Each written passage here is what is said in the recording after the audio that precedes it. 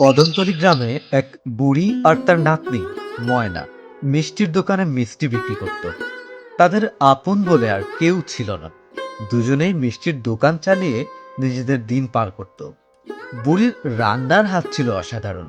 বুড়ির হাতের মিষ্টি একবার যে খেত, সে বারবার এই দোকানে যেত মিষ্টি কেনার জন্য।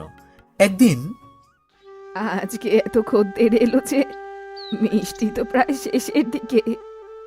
তোমার হাতের মিষ্টি এত মজার যে খদ্দেররা বারবার আসে। মিষ্টি শেষ হয়ে গেলে দোকান বন্ধ করে দিয়ে চলে যেতে হবে। তুই ঠিকই বলেছিস।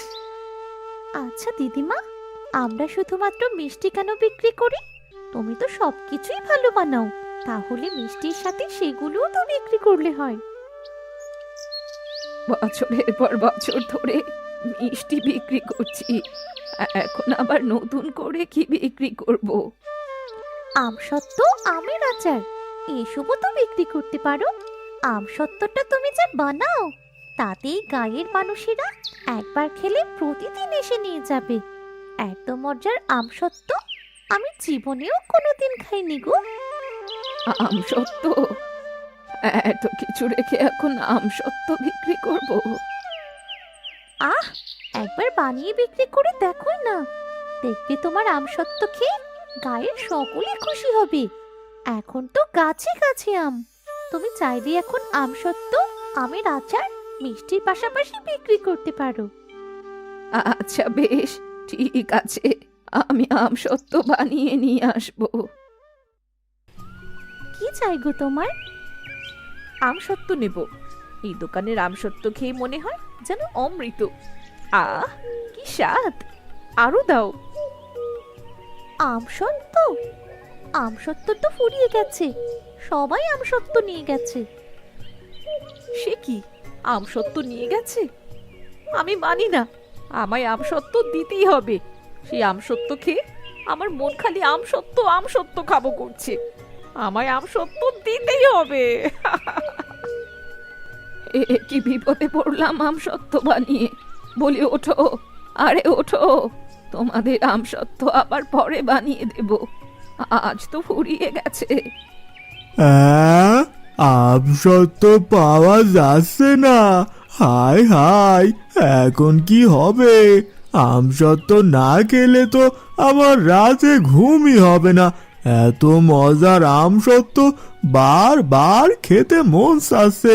হায় হায়, এখন কি হবে? কি মুশকিল তো, আপনারা সবাই পা ছড়িয়ে কাঁদতে বসলেন কেন? তুমি জানো না, এই আমসত্ত্ব এত মজার যে প্রতিদিন না খেলে ভালোই লাগে না।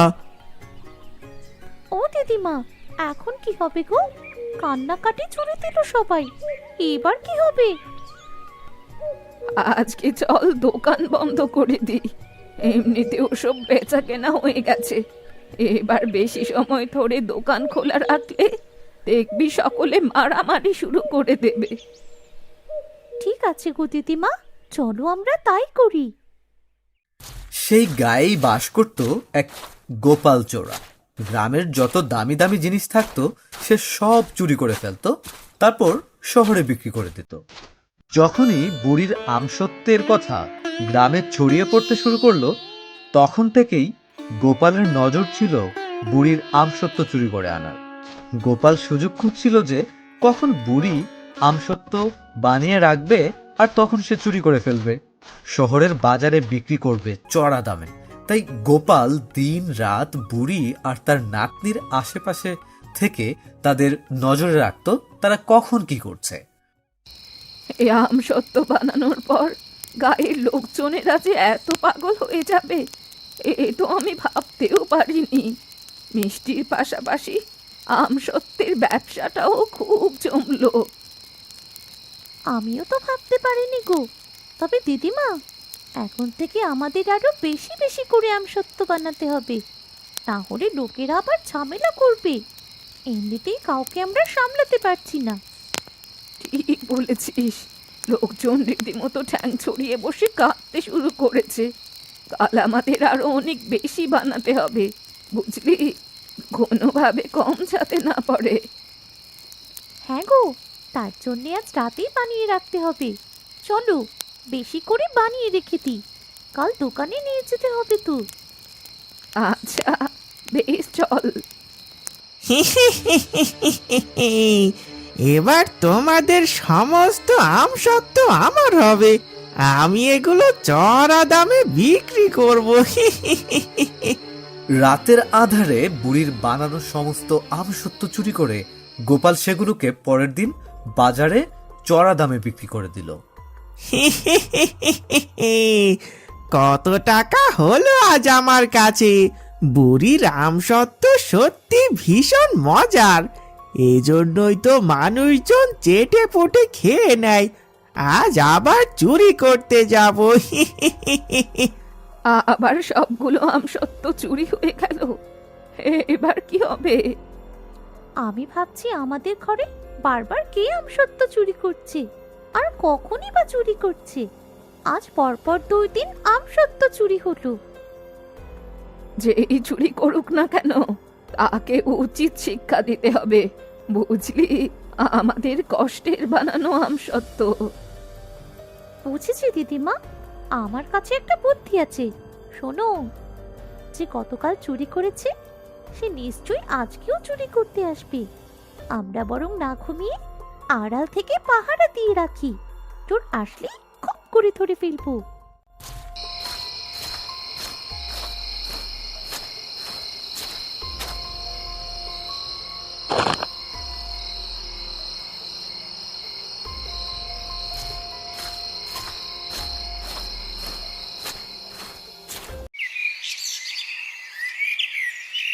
আজও তো আমসত্ত্বের ঘোড়া চুরি করে আনলাম।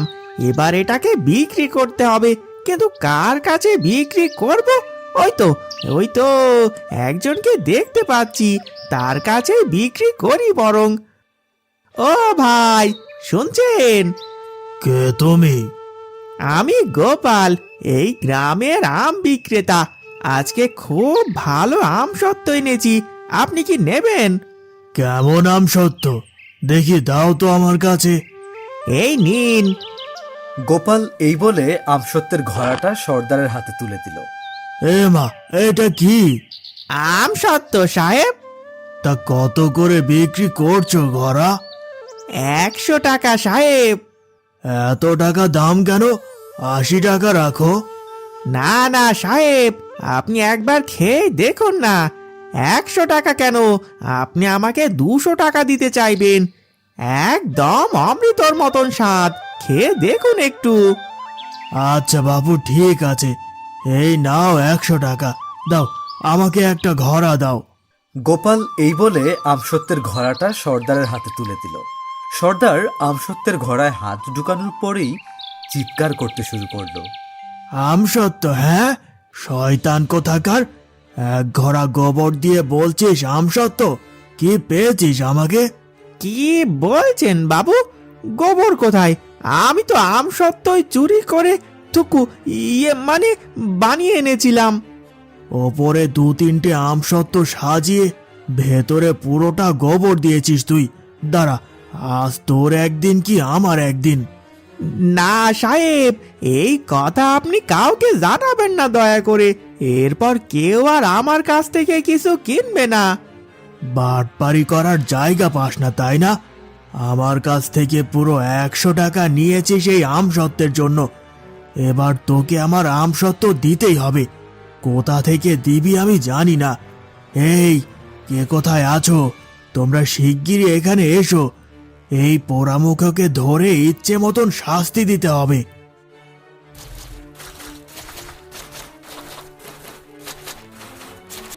সর্দার চিৎকার করে চারপাশের সকল লোকজনকে ডাকলো। ও তো গোপাল চোরা, ও সকলের জিনিসপত্র চুরি করে পালায়। হ্যাঁ হ্যাঁ, আমার ঘর থেকেও একবার সোনার বড় হারটাও সরিয়েছিল। ধূর্ত চোর হওয়ায় ধরতে পারিনি। কি চুরি করেছে ও? আমার আমসত্ত্ব। হ্যাঁ গো, এই গোপাল চোরা 3 দিন ধরে আমাদের ঘরের আমসত্ত্ব চুরি করে বাজারে বিক্রি করছি, আর আমরা কিছুই বিক্রি করতে পারছিলাম না। গতকালও এসেছিল আমসত্ত্ব চুরির লোভে। আমি আর আমার নাতনি সেই আমসত্ত্বের জায়গায় ঘরের ভেতর গোবর ঠুকিয়ে রেখেছিলাম, আর ওপরে কয়েকটা আমসত্ত্ব ছড়িয়ে রেখেছিলাম। হ্যাঁ হ্যাঁ হ্যাঁ, তবে তোমরাই করেছিলে এই কাজ। আমায় এবারের মতো ছেড়ে দাও, আমি আর কখনো চুরি করব না। বাছা, চোরের 10 খা আর গৃহস্থের 10 খা। মারো, এই শয়তানটাকে মারো সবাই। হ্যাঁ হ্যাঁ, মারো মারো। মারো, ওকে খুব করে মারো। আ আ আ মরে গেলাম গো, আমাকে আর মেরো না, বাপের জীবনে আর চুরি করব না।